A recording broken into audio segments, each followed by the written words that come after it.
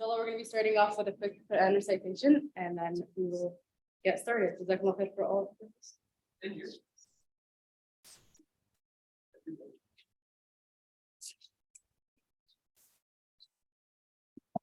السلام عليكم ورحمة الله وبركاته. أعوذ بالله من الشيطان الرجيم. بسم الله الرحمن الرحيم. ومن آياته أن خلق لكم من أنفسكم أزواجا لتسكنوا إليها وجعل بينكم مودة ورحمة إن في ذلك لآيات لقوم يتفكرون. ومن آياته خلق السماوات والأرض واختلاف ألسنتكم وألوانكم إن في ذلك لآيات للعالمين. ومن آياته منامكم بالليل والنهار وابتغاؤكم من فضله إن في ذلك لآيات لقوم يسمعون. صدق الله العظيم. Jazakallah khair for that beautiful recitation. So just to start off, as you guys know, HCI is generously sponsoring this event, and they're helping us make this possible. They're doing amazing initiatives all around the world, including right now they're on the ground with several influencers in Palestine trying to provide aid to many people and floods and things of the like. They're also doing a lot of winter relief projects and different things. Without further ado, let's get this started. Inshallah, we've been taking some time. This is Sister Yasmine Youssef. She is an incredible person, Mubarak. And I can't even begin to talk about how much work she has put into Nisa Homes. For those of you who don't know, Nisa Homes is a women's shelter and a program to actually support a lot of the women who go through a lot of troubled situations. And Sister Hina Mirza, who's also practicing in psychotherapy, and she's doing amazing work as well. I'll let you guys further take this on. Assalamu alaikum, everyone. Is this a good spot for me to stand in for the camera? Okay, I'm gonna stand here. Awesome. Okay, assalamu alaikum, everyone. This is Nada and everything. Jazakallah khair for having Yasmine and I come in and talk to you guys about something that we're both really passionate about. And to the people who actually made it out in this bizarre spring snowstorm, Jazakallah khair. It's always fun to have that interactive live audience because we came up with some ideas of how to get people to start really thinking about relationships. Now, anybody here married already? I know I can't see you guys online, but the rest of the people here, anybody married? Excellent. Everybody turned towards this one guy and looked at him, so I don't know what that meant, but alhamdulillah. Actually, that's the perfect timing to attend something like this. I am a huge advocate of marriage education. And if you've ever heard me speak at any lecture or at any event before, one of the most important things that I always like to remind us as believers, as Muslims about, is that your relationship with your spouse is the most important relationship that you're ever going to be in. And it's interesting because you're thinking, well, what about my parents, my children, my companions, my friends? This is true, they're all important. But the one relationship, that relationship of companionship, is the one that Allah elevated the most by creating it first. So when Adam alayhi salam was created, the relationship that was first created by Allah subhanahu wa ta'ala was chosen to be the relationship between a husband and a wife. So we kind of need to get orientation that how important is this? How necessary is it for us to understand the value of a relationship? And subhanAllah, one of the only things that you don't need to get a fancy degree from McMaster from is to get married. Any one of you can get married at any time, whenever you choose. After you're 18, you can go to any civil hall and sign papers, and all of a sudden find yourself in a relationship. But as Muslims, as believers, we know that that relationship of marriage, that trust, that companionship that you create first, then trickles down to every single thing around you. So your communities, your children, your families are all connected by that relationship that you have with your partner. And subhanAllah, you amongst us, our communities, don't invest enough time to educate themselves about marriage or about relationships. And a lot of cases, maybe not in your generation, but in a lot of cases, it's just somebody that your parents tell you to get married to. And all of a sudden, on the day of your nikah, you're meeting this person who you're going to be spending the rest of your life with. It's true.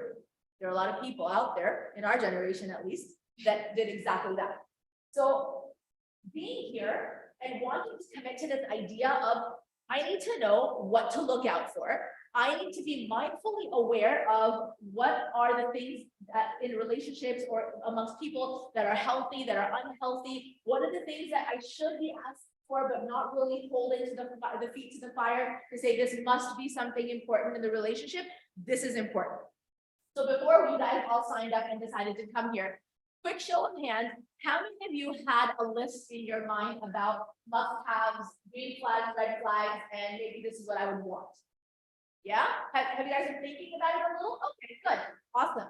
Alhamdulillah, you should be, because anytime as a believer, when you are of the age to be able to get married, it is important to start thinking about it. How many of you guys, have you guys heard people usually say, oh, you're too young, you got to finish your studies first, you got to graduate first before you can think about getting married? Yeah? Okay, yeah, it's a very cultural thing. A lot of people say that because they want you to be established or on your feet and so on and so forth. But the thing is that you can't leave studying for a big final exam to the night before. You would be doing grave injustice to your education, to your academics, if you said, you know what, I've got this final exam that I have to take, and my entire graduation depends on this credit, and you know, I'm gonna start studying the night before. Nobody would do that. You'd probably be in a study group, you would have notes prepared, you would have gone to all the classes you could have possibly attended, you'd have everything in order prior to this exam to make sure that you were setting yourself up for success. Can you guarantee whether you're passing this exam? No. Just like that, in a relationship, you can't ever really guarantee that, hey, if I take classes, if I educate myself, if I know my red flags, must-haves, wants, if I have all that in order, does it guarantee a successful relationship? It doesn't. But does it set you up for some sort of success? Yes, it does. Because if you walk into this exam without any preparation, chances are that you're going to get into the exam room and be confused, overwhelmed, and you're going to self-sabotage.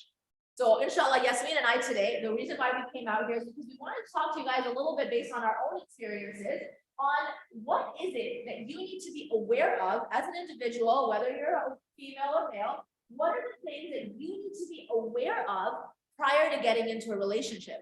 Now, as Farhad introduced me, my name is Hina. I'm a registered psychotherapist here in Ontario, and I specialize in marriage counseling, but not just for married couples.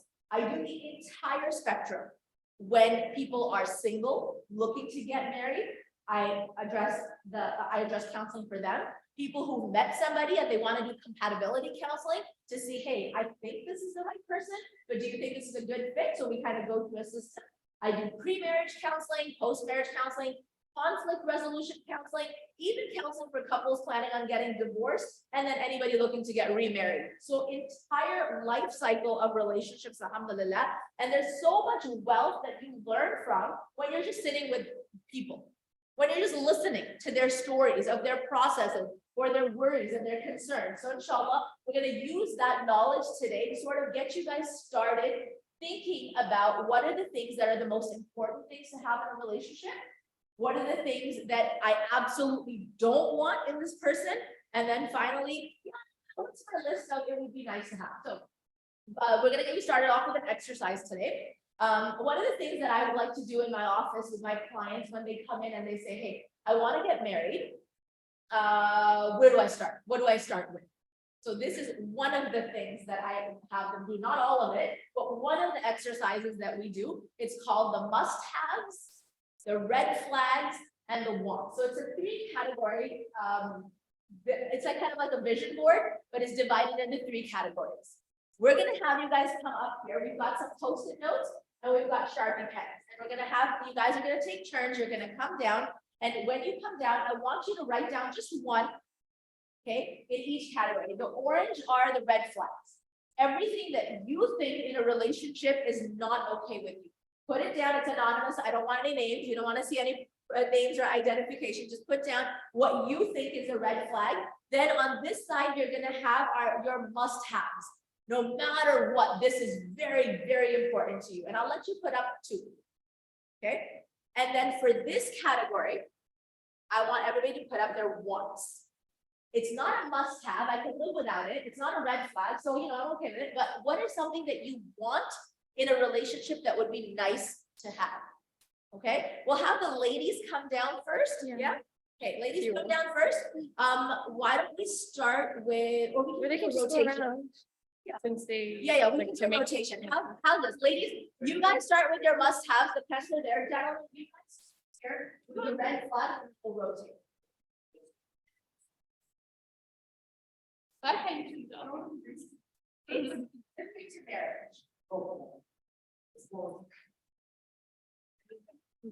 There's more, yeah.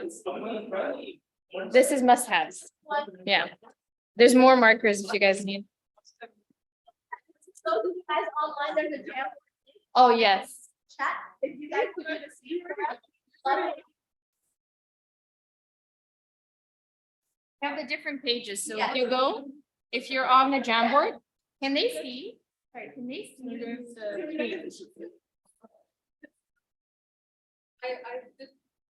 Actually, let me change, there's 2, we'll give you 2 for each, okay?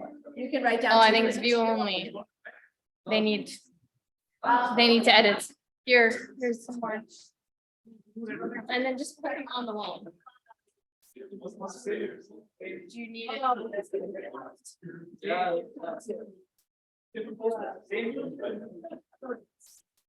Yes, We're going to everyone online. You guys should be able to edit now. Okay, so if, let's refresh it. Yeah, so for those that are online, if you go to the left, you can see the sticky note option and write it in here, and then it just shows up on there. And then if you go to the different pages, yeah, so I'll just do one for you. Orange. Okay. Okay, that's how it would look. And then you can move around. So first page is red flags, second page is must-haves, and third page is wants. What did we have? Right? Yeah. So again, another example. Okay, and then which one? You have green? No, maybe yellow.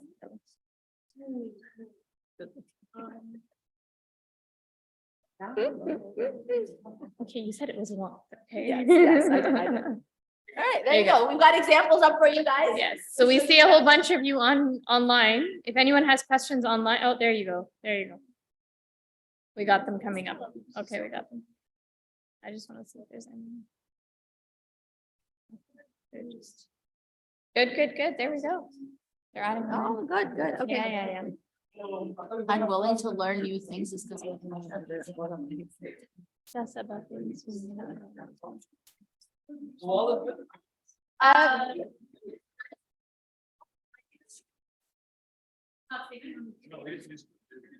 Sure, okay.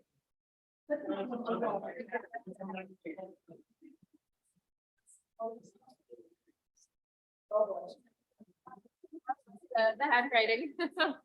Okay, ladies, we're gonna rotate clockwise, so you guys come to the ones. The Post-its are right there. Same thing, just 2 each. Gentlemen, I know it's gonna, but write yours, this floor.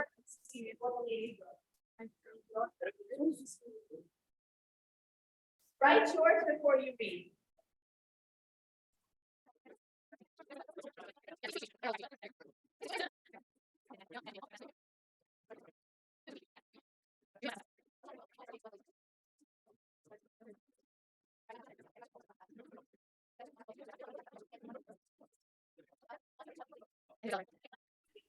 ladies wrote, and I want you to pick up something that you would have never thought.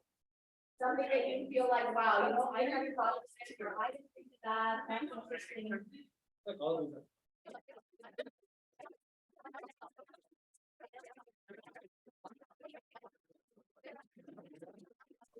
No, but did you write yours? No? You need to write two. So each of you should write two. Two. Each of you should write two. So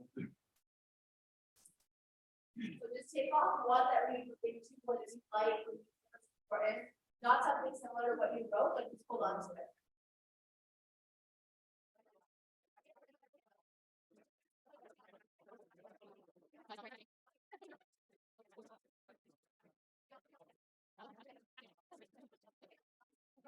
Have you guys picked your must-have? Yes? Okay, can you come to the yellow board and pick one thing off the board that the gentleman wrote, and then we'll take a seat.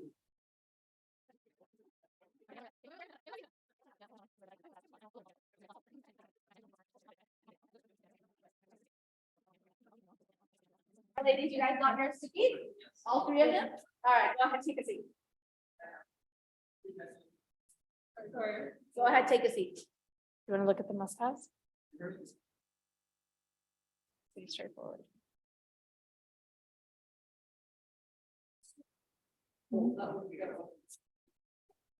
So the idea behind every single individual doing this exercise, and if you were going to actually do it in a therapy session or a workshop format, the list would be open-ended. Okay, you wouldn't have any limitations to the list. I would say to you, go crazy with it, put as many red flags, as many wants, as many must-have lists you want. It could be a list that is even as much as 100 things on it, not a problem. Now, important question. Are you going to find somebody that has everything from their list? Definitely not. Highly unlikely. Is any statistics here? Okay, highly unlikely. The reason is because Allah in his infinite wisdom created us flawed, and everybody different than the other person. Which is why your list may not be the same as a gentleman's list. The guy's list probably won't be the same as each other's list because everybody's needs in a relationship are different. So here's, as I said, what I would initially ask you to do is to make your list exhaustive. Do what you want. Put as many things on the list as you want. But then I want you to only pick 3 of that category. So we did a kind of like a simulation of that today. What you hold in your hand should be what you think is one of the most important things in each category. Okay, take a look at the post-its in front of you, the ones that you picked off the wall. This should give you some sort of orientation, some sort of idea that this is what I'm looking for when I'm looking for a partner. These are the absolute red flags, what I don't want in a relationship. These are the things that I absolutely cannot compromise on, and this would be nice to have. It would be an added bonus. So anybody here want to share something from one of their categories? Start with the boys. Okay, go ahead. Yeah, go ahead. Red flag, not Okay, not respectful as a red flag. Why? Why is that important to you? that's feeling. Like, when you're in a relationship, must be some element of respect, ways for there to be like understanding, so, you know, any kind of situation that happens, there could be like mutual, and I will. Yeah, absolutely. And that's a very important red flag to be aware of, that if somebody doesn't respect who? You? Themselves? Other people?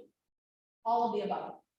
Everyone. I knew one time when I was very young and getting married and thinking about, you know, I was in that marriage mindset space. One of the things that my dad said was always look at the way they treat the people who are in service to you. So whether it's in different parts of the world, it could be higher health, it could be somebody who is working a lower paid job. It could be somebody who is a wait staff at a restaurant. So just anybody who that person would perceive as less than. How do you treat that person? Not to say that they are less than, but just that perception. How do they treat them? Do they actually have that hierarchy in their mind that I am better than other people? I am better than other professions? Or how do they speak to them? What is their manner towards them? So it's respect, not just for you as an individual, but respect for themselves as well. Do they have self-esteem issues? Do they consistently put themselves down? Oh, I'm so stupid. Oh, you know, I'm really bad, I'm really fat. Language, what's the language that you're hearing with this person? Do they respect your parents? Do they respect their own parents? Do they respect the environment? Do they respect their spiritual side? Respect, all encompassing, is actually a very big piece of the pie. And most of the time, couples who get married in long-term relationships will tell you this one very key element. You can survive in a relationship without love. Okay, you can survive in your relationship without love, but the relationship cannot survive without respect. That's how important it is. Respect becomes one of the most foundational things of any relationship. Is it? What do I do? Sorry. Do you want to know? Yeah, go ahead. Here, okay, pick a different one. Do you want to switch to Muslim? God consciousness. I'd hope that everybody, as Muslims, we would always put faith as one of our must-haves. And it's true, obviously, if you are a practicing, believing Muslim, if you're the kind of person who is aware of God conscious at any level, you could be on any level of your faith practice, but as long as you're God conscious on some level, it's really important for you to have somebody who matches that energy with you. Couples are complicated because when men and women get together, you have to understand that you're not marrying yourself.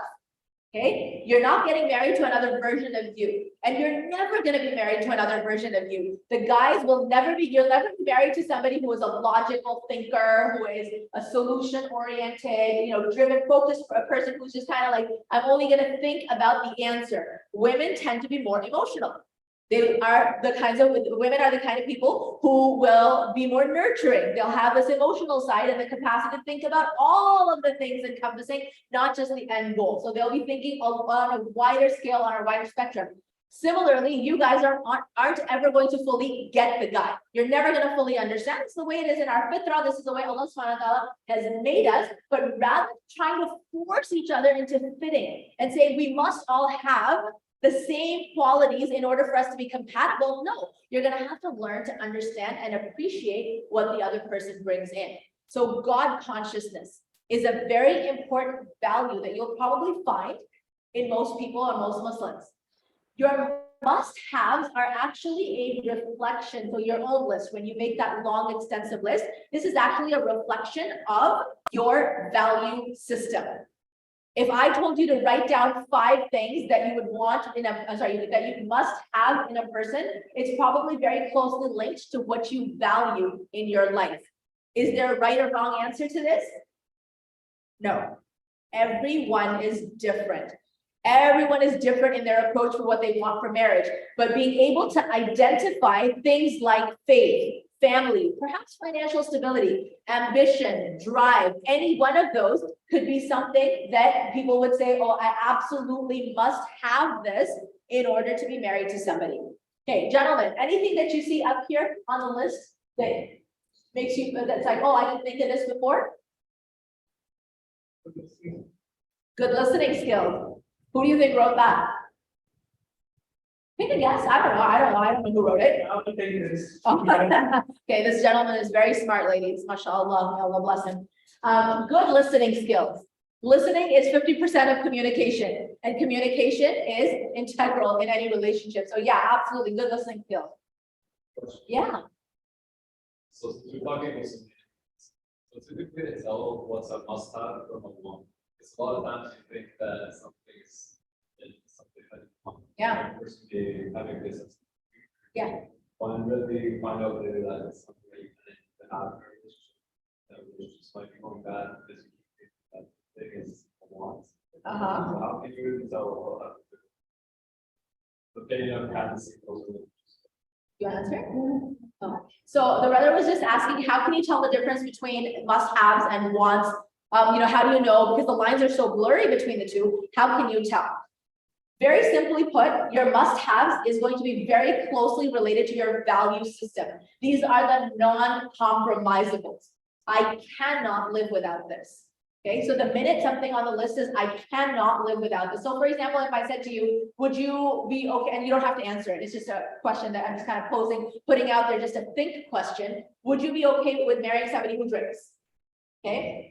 If you are okay with it, it goes in the wants. But if it's an absolute no, like I have to have somebody practicing, then it's a must-have. It must be somebody who follows a certain way or practices a certain way. So being aware, being self-aware of what your absolute must-haves are, and the wants are, it would be nice. This is your dream, this is your wish list. This is like necessity, and this is wish list.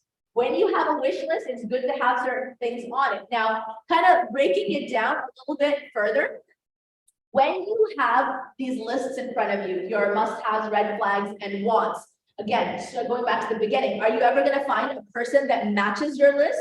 No. But then once you have your full master list, you're going to pick 2 to 3 things off of each list, which you are not going to compromise on.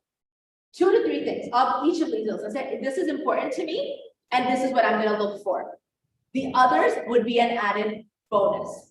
Because you're never going to find any, if you go out looking for a person who matches all your criteria for red flags and must-haves and wants, that person probably is waiting for you in Jannah. It doesn't really exist in dunya.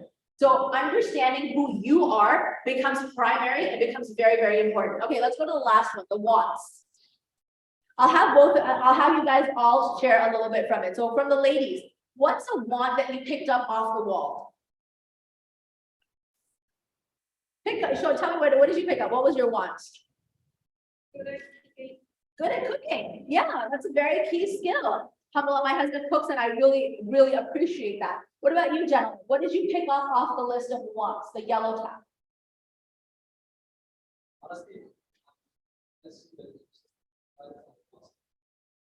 Financially stable. Yeah, this is an interesting one. We can maybe dig into it just a little bit. Anything else that you guys want to share off your wants list?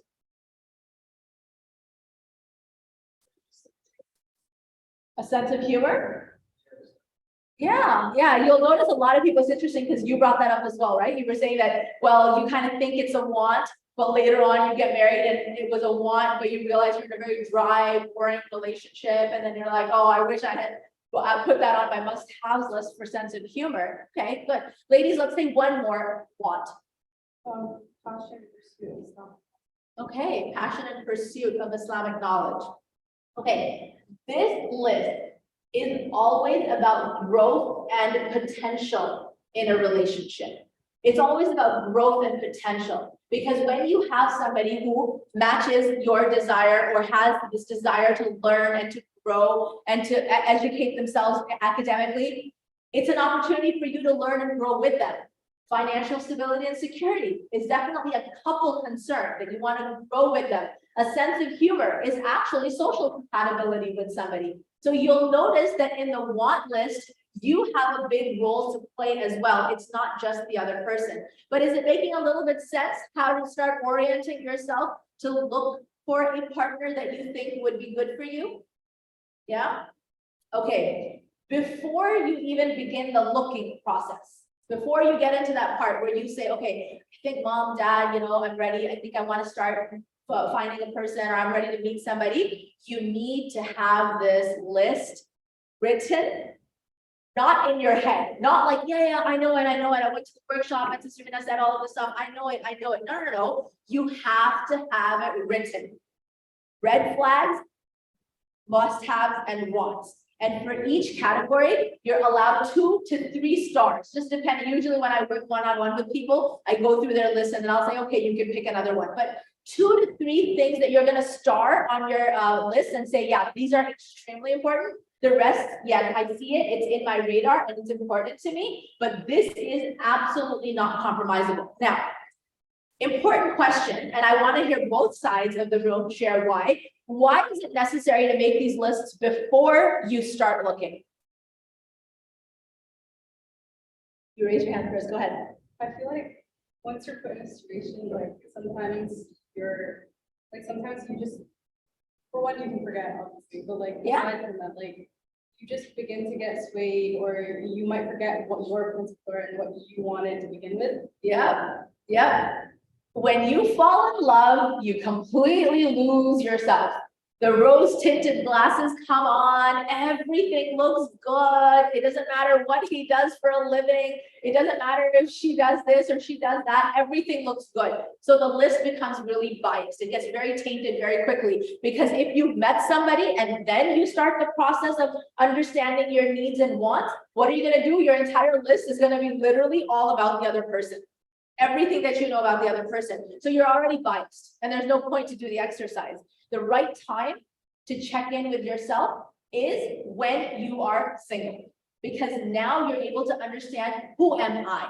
And if you don't know who you are first, it's really challenging to deliver that personal self in a relationship. So the rose tinted glasses. The other thing that the sister was saying was that you'll forget.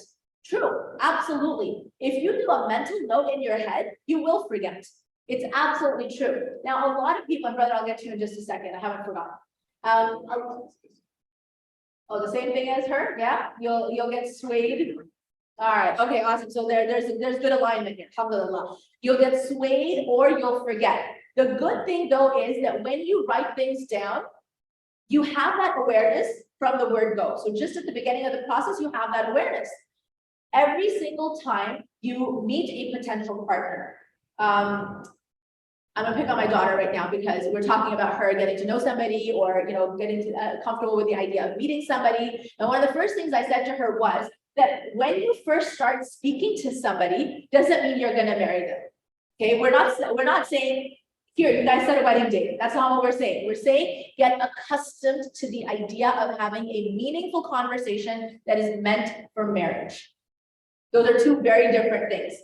Do you think that you talking to somebody for the purpose of marriage could influence your list? Yeah, probably. You might learn a lot about yourself. Like one of the brothers here was saying about the humor thing. It's so true. Social compatibility is such an important thing. I think I read somewhere on the wants on one of the sticky notes is best friend vibes. This is important. Relationships are about companionship. And this person is going to be your best friend, your companion, your confidant, your problem solver, your advisor, your comfort.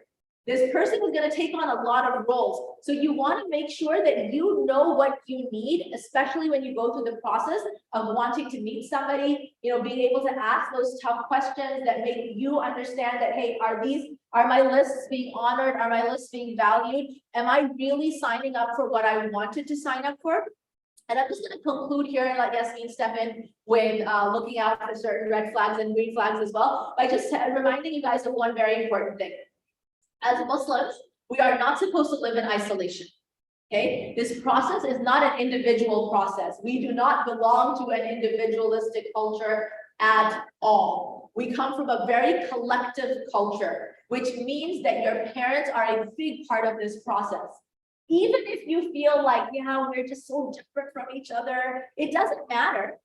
You have to keep people involved. Maybe an adult that you trust in your community. It could be a mentor, it could be an imam from a masjid, it could be a sister that you look up to, somebody older, somebody who's already married. Anybody that you can trust to bring into the circle so that you can have this conversation with someone. You can even go to a therapist and have a conversation about it. But having a circle that can help you make a collective decision. Again, what happens usually when you meet somebody? All the hormones and the chemicals in your brain, everything. What list? Huh? What? I made a list. Everything kind of fades away in the background. So to make sure that you are doing a ihsan with finding the right person, doing justice to the process of meeting the right person, not only is the list important, but remember, the idea of shura is just as important. Have your companions be a part of your decision-making process, your siblings, if you're close to them, and if you feel like there's a lot of alignment, people who are older that you can look up to, perhaps maybe even somebody younger. But make sure that this is not a decision that you're taking in isolation, because what's going to happen is when you're part of a group in making this decision, I don't know if you guys know this, but culturally, like I'm from subcontinent, Pakistan, And for us, it's like the whole living room discussion, and it's not, like when one person is getting married, it's like the whole family has to sit together and make that decision. It has to be like the aunt and the uncle and the neighbor and the cousin and everybody and the grandparents, everybody's sitting and making a decision. And when I was younger, I used to think this is absurd. How are we putting one person's future in the hands of everybody but themselves? Alone, you know why? And then when I grew older, I realized that, wait a minute, you know, the reason why these people are in the room is because they have love and vested interest in the outcome of this person's life. They're there because they love you and they care about you. And it's these people that will be your support system as you go, inshallah, as you go through the marriage. These are the people who will be there to support you when you are facing challenges in your marriage. These are the people who will support you when you realize, I shouldn't have gotten married. Maybe I was too young. Maybe this person wasn't right for me. It happens to everyone. Once you get married, it's very natural to question all the decisions that you made. Everybody does. It's very normal. But it's these people who keep you grounded, and then they help you understand what is okay and what's not okay. That support system then becomes an actual future, almost like an insurance plan, because they're the ones who care enough about you to show up for you when you really need them to. So I'll conclude here. Inshallah, I hope that it was a good way to just kind of get some brain exercise going, a way to get you guys starting to think about what are the things to start considering right at the beginning of the process. The must-haves are all the things that you feel you absolutely cannot live without. The red flags are things that you absolutely don't want in a person. And the wants are what you can collectively build on, inshallah, to help the relationship grow. Do you guys have any questions before I step aside? Yeah. So how do you balance taking advice from developing with taking advice from people's lives you would like to have? Not in the sense that you want their life, but what if someone's giving you advice and you really don't want the life that they have? Yeah, it's a person that loves you, you know, like, Yeah, okay. I want to go down this path. And a lot of people do that when you're getting married, when you're having kids, like your whole life will be people giving you advice like that. Everyone. So you'd be surprised how much you learn from the people whose life you don't want. Just when they give you advice and they talk about stuff, you'd be surprised how much learning comes from that experience of how did they go through their process, or what did they learn, or what are their challenges. So whatever advice they give you, actually any advice from anybody is worthy to listen to. You never know what you'll learn from, right? Especially the people that you're like, yeah, I don't want to go down that road. That's probably one of the most interesting advices to hear, because you'll get to learn what not to do. Versus the life that you're looking at, you're saying, yeah, this guy and this girl, you know, they seem to have it really good. This is what I want to model myself over. So that's what you're going to list. It's kind of like those are going to be your must-have lists. And the guy that whose life you're like, that's probably your red flags list. Okay, Jazakallah khair. I'm going to be here for questions afterwards, but I'll let Sister Yasmine step up and inshallah do her part. Okay, so I'm going to start talking to you a bit about what happens if you don't do this. And it seems like a bit of a unfortunate scenario, but as Farha mentioned, I work with Nissa Homes, and Nissa Homes is a group of shelters for women and children that are fleeing abuse or that are homeless or going through any issues. So what I tend to see a lot of is what happens if we're not on the same page.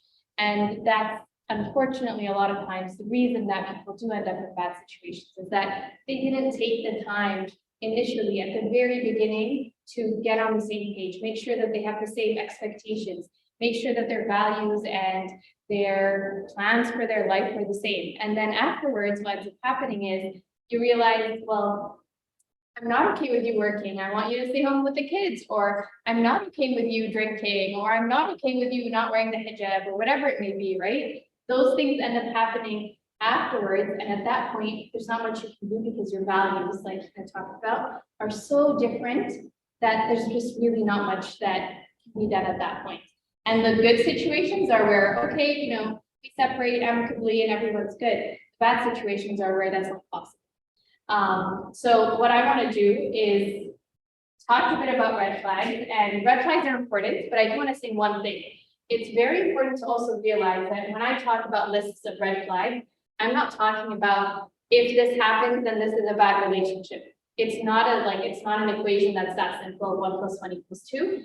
It's an opportunity for you to dig in further and see why is this a problem. Okay, I'm seeing that there's 3, 4, 5 red flags in this relationship, maybe it's not gonna work. It doesn't mean that, oh, okay, that's it, it's automatically off the table, it's not happening. And the same thing with a list of green flags.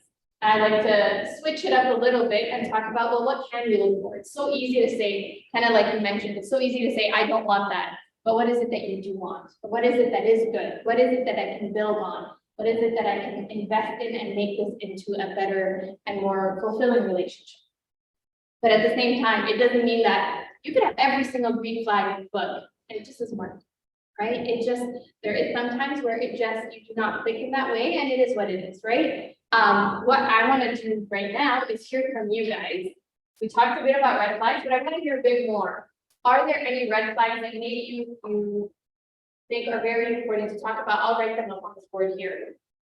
But red flags that, sorry, oh, sorry. Very nice to see you join us. Sorry, I know. Bye. Yeah, go ahead, go ahead. Self-centered.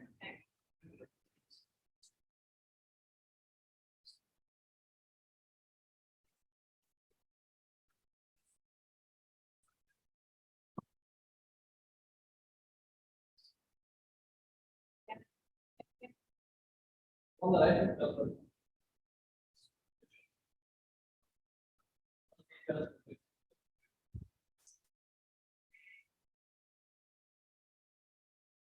Okay.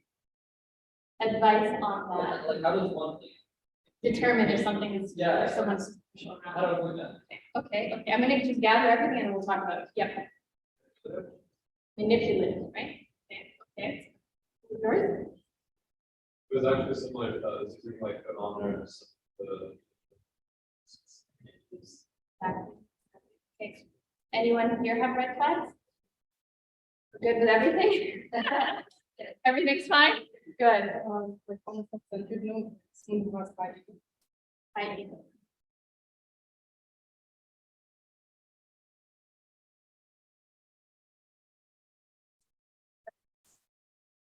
Oh, yeah. Blows up on people, angry, arrogant. Why don't you guys say them out loud for me and I'll write some down here. Couple of combinations, Yeah, but not able to process their emotions. Anything except for anger. I like to call that emotionally sensitive. One way of describing it, it's just an easy way to put it out on here. Yeah, You but guys want love bombing? yeah, love bombing. So love bombing, I actually laughed when I saw something too. So love bombing is when you overwhelm someone with so much affection and love that they miss out on like everything else that's happening. So for example, what a good example. So wanting to spend so much time with you that they just don't have anybody else in their life. Yeah, Like apparently seems like it's a positive thing, like, oh, just love me so much, yeah.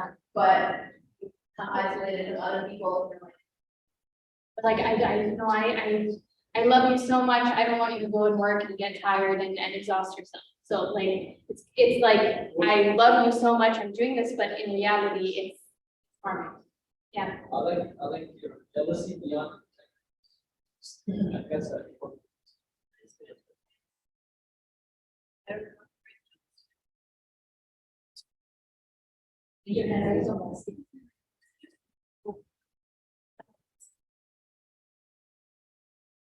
any others that you guys want to mention? Any others that you think are important? Yeah, go ahead. And put that under you. Okay, last one, yes. You had your hand up or no? Okay. Cultural.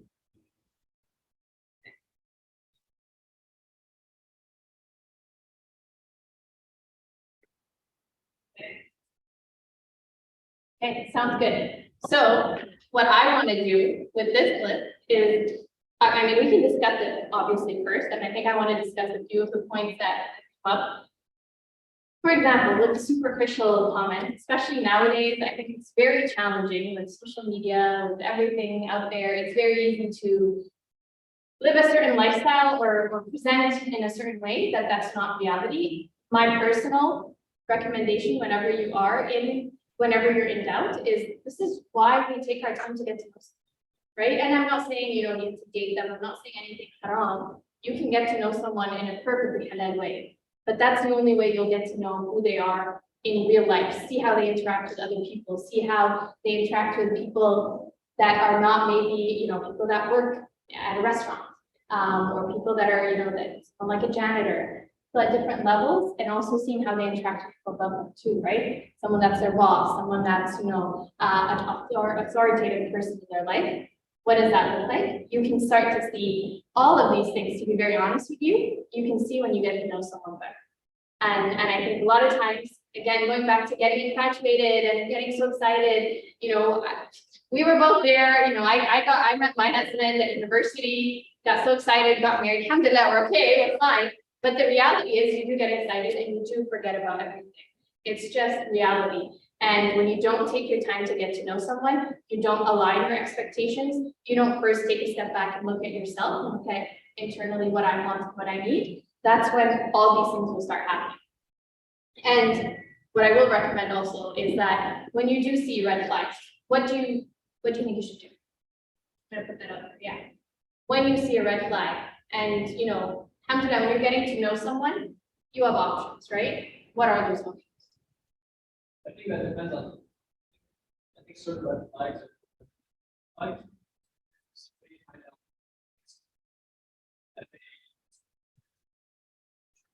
Like another red flag that ask about.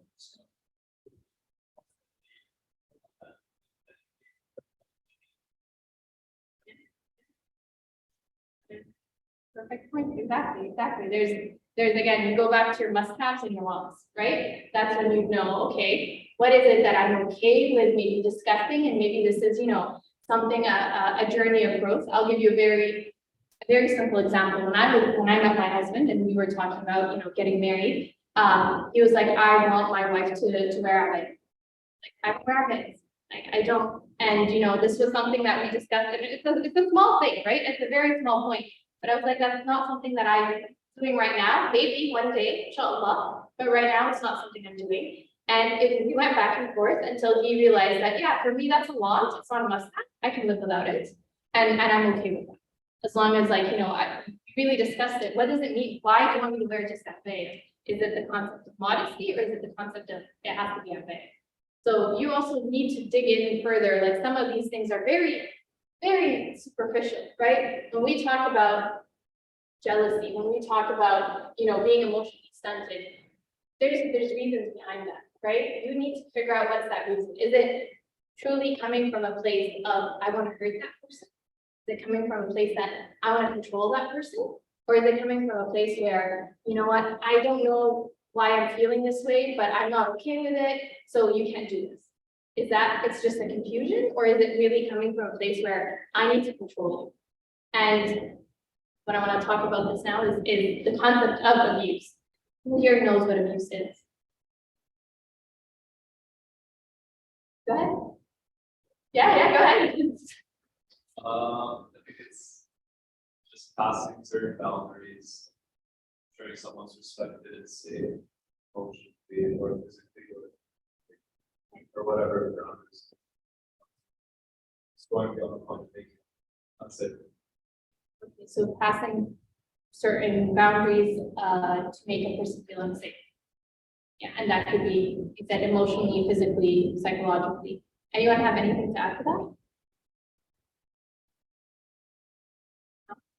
So, sorry, I didn't see. Go ahead, okay. I was gonna say, like, just adding to it, like, also the idea of, like, it's going to be, like, or, like, want kind of to fulfill something, but at the expense or harm yourself. Did you get the first part of that? I didn't hear. Yeah, like, sometimes someone might want, like, say they just want a lot of attention, they want something, but sometimes it's at the cost or harm of someone else. And so it becomes, like, using someone to, or whatever. Yeah. People online, please just type it. If you see it, maybe just like, okay. Oh, you made another, oh, okay. So there you go. It's on the Jamboard. So abuse is defined as a pattern of behavior. Pattern of behavior where one person in a relationship exerts power and control over another person's relationship. It's not a one-time thing. It's like you said, it is going over certain boundaries that, well, what I'm okay with is X, Y, Z, and you are consistently going past those boundaries. And you're doing it in a way that is with the purpose of power and control. That is the ultimate purpose of exerting the power and control, is to hurt the other person and is to continue to have that power and control. So that's what happens with abuse. It's not a one-time situation. It's not, he accidentally bumped into, it's not, he swore at me, he was really angry and he swore at me. It continues to do that, or she continues to do that. Or, and it could be between parents, it could be between, siblings, it could be in-laws, unfortunately, we've seen it all. And the reality is it happens. It happens in the Muslim community, like it happens in every other community. We're not immune to it. We're not also the reason that it happens. But what you do need to realize is that whenever we talk about these red flags, it's understanding why this person is doing this, right? It's understanding where is their ego coming from and why is ego becoming an issue in our relationship right now? What are they doing about their ego? And a lot of times, ends up going back to, what does Islam say? Islamically, if you do go back to if you go back to what the Prophet ﷺ did, is that most of it, alhamdulillah, will let us know, has indicated all these red flags and what to do about them and how to respond to them. It's all there. What we need to do is go back to that. So Prophet ﷺ, what did he tell us to do when we're angry? There's a couple of different examples. There's one that comes to my mind. Sit down, yeah. So if you're standing up, sit down. If you're sitting down, lie down, move around. And, psychologically now we know that that's something you actually should do, right? Moving around. So again, there's so many other examples, and I'm not going to go into that. But I think what we need to realize is that when you see a red flag, it doesn't mean it's over. This relationship is not going to happen. Let's dig in further. Let's understand why, and let's understand, is this really something where you could get some help, right? Some of these things you could really easily get the help you need and address it, or is it they're doing it on purpose to control and manipulate and harm? That's what abuse comes down to, and that's what these red flags are meant to help you avoid. I want to switch gears and talk about red flags. Green flags. Talk about green flags. Does anyone have any other questions about this? About abuse, about red flags? Yeah, we're good. Okay. Oh yeah. Honestly, it's an obvious one. Or say,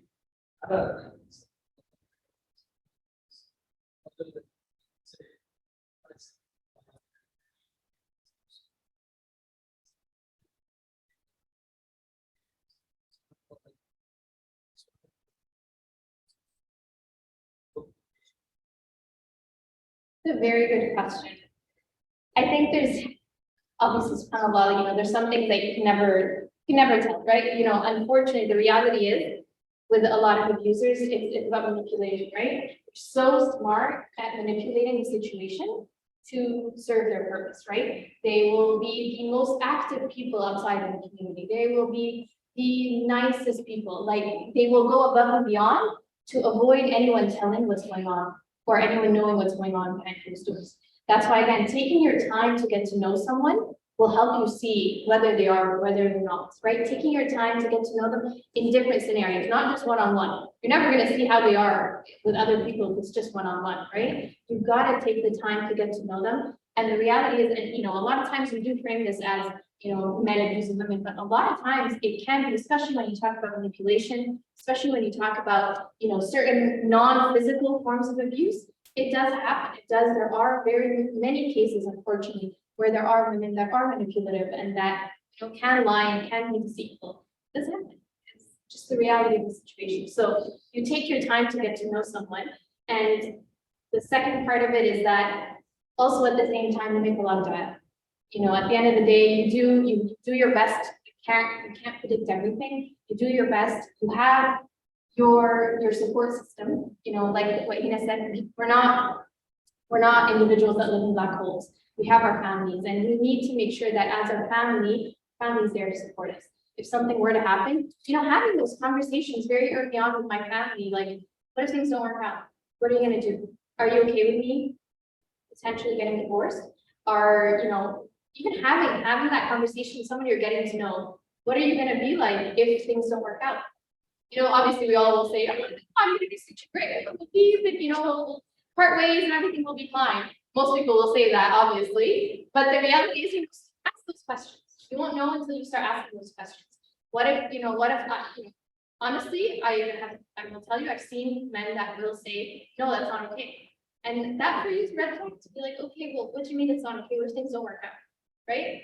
But have your plan of action in terms of who's my support system. And that's why, alhamdulillah, Allah subhanahu wa ta'ala has blessed us, and our religion is so ingrained in us being together for these reasons, that you have a safety net if something goes wrong. You have people to go to. And you can't stop it from happening, but at least you can make it not that bad. if it doesn't. Yeah. Kind of goes to the last. How does, like, let's say, I have a system. Find, like, say they will,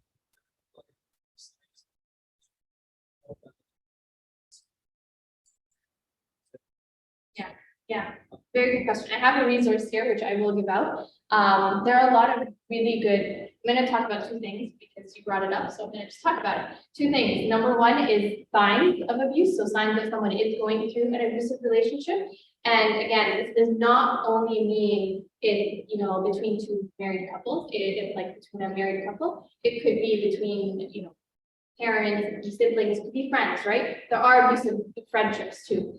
Some of the common signs that you will see is extreme changes in their behavior.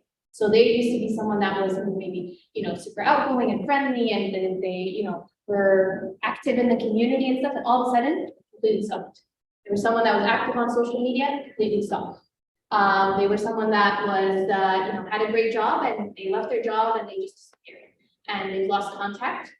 Another very important sign, they've lost contact with their friends and family. Like they're just slowly isolating themselves or being isolated. You never know. Just you're finding that you're not able to connect. Every time you want to call them, oh, I'm so busy, I can't talk, or oh, I can't go out. Oh, my, you know, my partner's coming, I can't do this or I can't do that. So those extreme changes, isolation, you're not able to reach them, you're not able to talk to them. Obviously, there's physical signs, there are physical, you know, bruises or anything like that. Other signs of that is they change their behavior around that person. You know, you're talking to them and then the abuser comes up and they change all of a sudden, like they're quieter, or they don't talk, or they're not able to do things. They don't have access to finances or resources. That's also a big thing. Financial abuse is very common. They work, but then every time, you know, you want to go somewhere, I don't have money, or I can't, or I don't have a card, or I don't have cash, or something like that. So those are common signs here. You know, someone was asking that they often hear about things like divorce, like mentioning divorce before getting married makes it more of an option. And it would be like we would always think of it if we were in disagreement. And like they just think of it as an easy result out of it. Do you agree with this, or? I don't. Sorry. Yeah. So I wouldn't say that. Obviously, you're not like, well, what's it called when you have a contract, or when you have an agreement? There's always like a sorry. Yeah. Oh yeah. Enough. But I would just think if any contract, you always have like that. You know, one clause of like what happens if either party wants to leave or something like that. I'm not saying you talk about it all the time. I actually think you shouldn't. I actually think that when you do talk about divorce and I'm gonna get divorced, or we're gonna get divorced, or this is not working, let's just get divorced, like you do make it normalized. But having a conversation around what if it doesn't work out when you're getting to know each other, just to understand where you are in terms of that, like on the same page. It's not about divorce, it's about what if it doesn't work out? What are we gonna do? How are we gonna navigate that? You know, that's what I mean in terms of that, but I don't think that it should be something that I agree. I don't think the minute you start taking divorce so lightly, it becomes something that's just and easy. It doesn't have like divorce is a big deal. It's not haram. Just also make that clear that, you know, it does not work out sometimes and you do get divorced, but it's not haram and it's also not something that you should take lightly. That clarifies it, yeah. Okay. That's something that I wanted to make on. Do you want to? I actually did want to add to that. I completely agree with Yasmine. When people are getting married, divorce shouldn't be on the table. That shouldn't be a conversation that, hey, if this doesn't work out, what are we gonna do? What's our backup plan? One of the really, the healthier ways of framing it is asking, hey, how do you feel about going into therapy? How do you feel about resolving conflict? Like majority of the people that I work with, I always say to them, because mashallah, our family members are like the way society is just built now, a lot of people are very emotional and they're not thinking rationally when it comes to their own children. So like, you know, parents sometimes aren't the best people to go to resolve conflict. So I always say to my own clients, when they're looking to get married, the first question, one of the questions you want to ask these the potential partners is, how do you feel about pre-marriage counseling? Right at the very start, if a person says, no, I'm not no therapy, I don't know, it's not for people, like normal people, or it's for crazy people, or, you know, right away, you're like, okay, well, you know, if we run into trouble, and if we need a third party to come in and help resolve this guy or this girl, is not gonna agree to go into counseling. So you wanna get that idea out there about conflict resolution, rather than framing it as a divorce thing. That, oh, you know, what if it's not working out? You know, how do you feel about divorce? Absolutely not. That's not something you want to bring up at the very beginning of your relationship. Inshallah, Allah protect you all. But you definitely want to bring up what would be our conflict resolution strategy. And if they say, well, we'll go to my mom and dad, then you have to dig deeper. And so on and so forth. So you kind of want to get a deeper understanding of this person that I'm going to be with when trouble hits, which it will. 100% of couples are going to run into trouble. But when that trouble hits, what's our plan then? And that's what I wanted to talk about with green flags. We did talk about the red flags, but green flags is one of the most like straightforward green flag is when there isn't a disagreement, we don't blow it out of proportion. We don't, you know, just decide to get divorced, or we don't, you know, completely go out of control, but understanding that disagreements and conflict, and I even say the word conflict, is a normal part of a relationship. The conflict should not be physical. I'm not saying that's normal, but there will be disagreements. You're two people that were born and raised in completely different environments, you have different values, you have different lifestyles, you have different everything, and you have to bring your two lives together. It's bound to happen that you will disagree on things, and it's normal. The best way to see what that person is like is if you are in a disagreement and how to handle it. That is like a surefire way to know what that person is like and how they will be in the future. Because that is when you see the other side of it. When they are upset, when they're angry, when there's a disagreement, that's the best way to kind of get an understanding of who they are. Can you guys think of any other green flags? I have a whole list that I will share afterwards, but we'll talk about a few. Yeah, go ahead. Might have mentioned this earlier, but like just seeing how they interact with like I think these are serve, they don't necessarily need to be nice. And like if you see that, then you're mindful and you're pretty thoughtful about it. Sorry, you define green flags first? Yes, like the must. Okay. What are the things that have Exactly, you want to look out for, things that you Who there? Yes, yes. Oh, yes. Oh, I apologize. Give us such a logic rating. Sure. Anything else?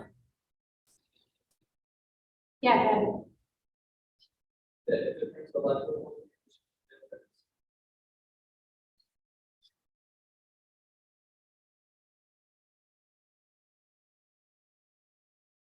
What else?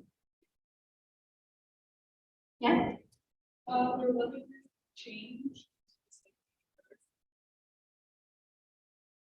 change or like grow?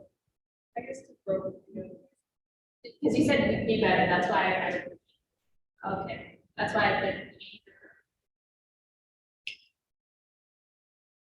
Because I think one of the very common things that we go into when we talk about getting married is a lot of times we want to marry said person because we want to change them, or we think they will change, or, you know, our marriage and our love is just going to change that person.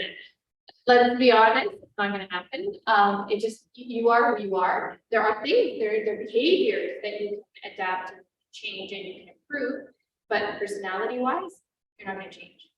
Who you are right now is your personality, right? So it's not, you're not marrying potential, you're marrying who this person is.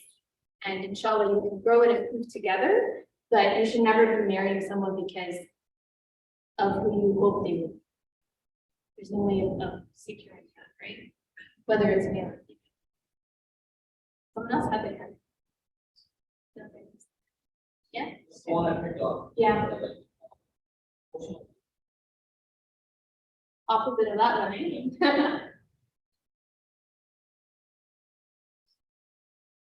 You elaborate on that?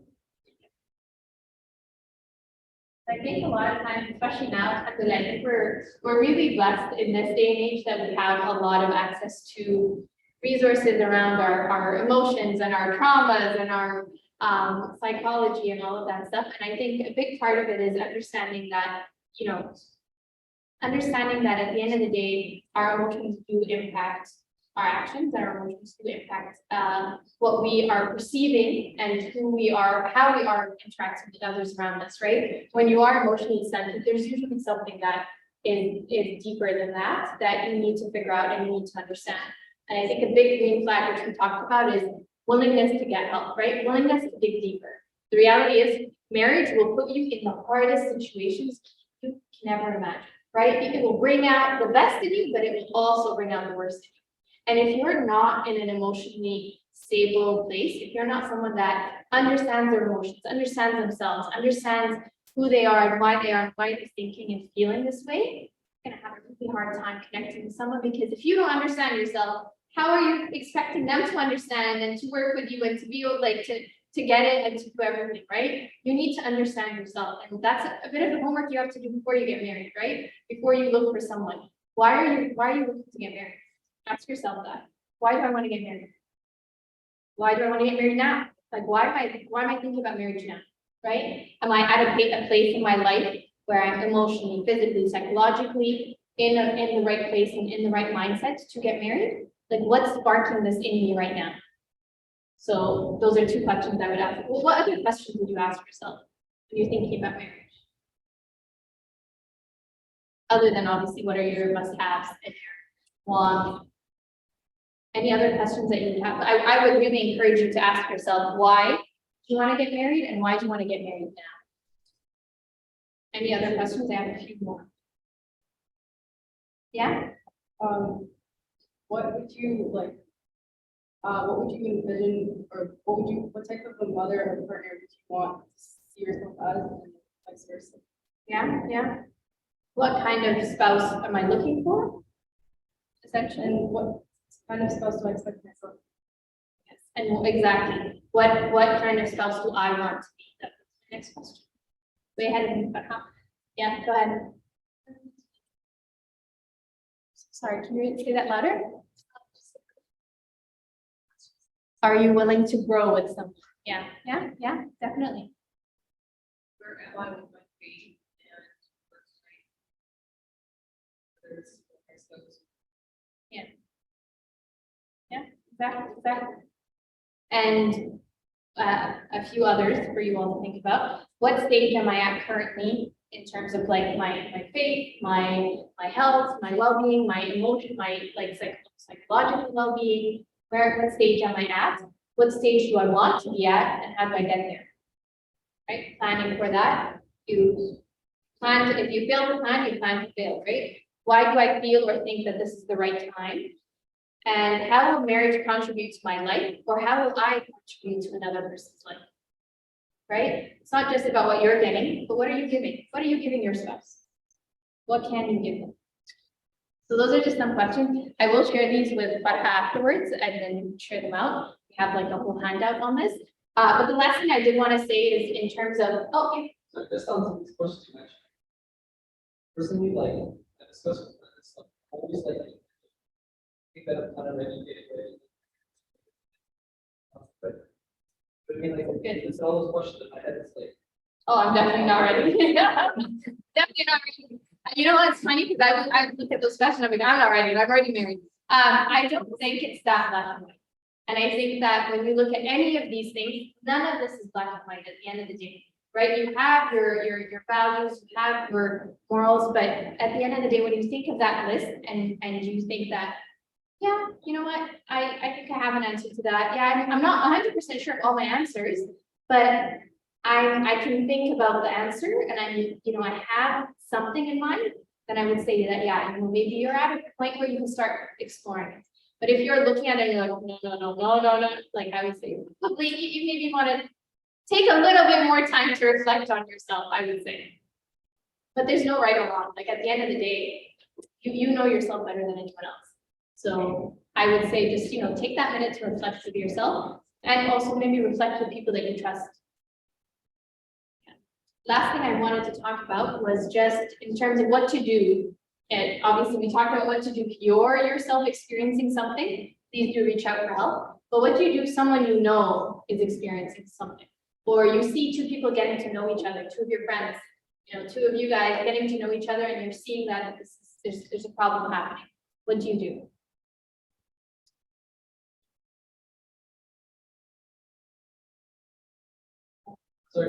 I'm really worried if no one knows what to do. Yeah, so what do you do if you're seeing a problem happen, whether it's in your own relationship? We kind of talked about that. So not if it's in your own relationship, but if it's in someone else's relationship. Two people getting to know each other that let's say two from the MSA, or two relatives of yours or whoever it is, and you're seeing that there's a problem. What do you do? Yeah. Let's say both pre-marriage and post-marriage. Yes. I probably start by. They're initially willing to talk about it. Then that I think can just buy the book. They don't want to say that I've noticed this about, and then I probably I wouldn't know exactly what to do. I don't know exactly what to do. I'd probably tell them that I can help them and look for resources that could help them. Yeah. Okay. So step number one is talking to them. Really, that's really what it comes down to, right? You can have a whole story going in your mind about this. There's a lot of problems happening, or this is a perfect marriage. You won't know until you speak to them, right? And even then, one of the big things I do want to say is that if there is a problem happening, if two people are getting to know each other, someone knows that there's a problem, and maybe they also feel like there's a problem, it's a lot of times can be so embarrassing, right? It's so hard to admit that, yeah, maybe this is not working out, especially if you got engaged and everyone knows, and it can be so awkward to be like, it's not working out, or I need help, or I don't know what to do, especially if it's someone that, it's the same school together, right? Or has it, the same circle of friends or the same circle of families, right? It'd be very hard. You don't know who to go to, right? So realize that sometimes they might not say yes in the beginning. They might actually say, no, everything's fine. And they might say that for the first 10 times. But at the 11th point, maybe that's when they'll tell you. And so it takes a lot of patience. So when you are speaking to someone, or when you are dealing with someone that is going through any kind of challenge, whether it's this or could be any other difficulty, right? Mental health challenge, anything else, it takes patience, right? Do not expect that the person, the minute you say, hey, is everything okay, they're just gonna unload all their life's problems, right? It's gonna take a bit more than that.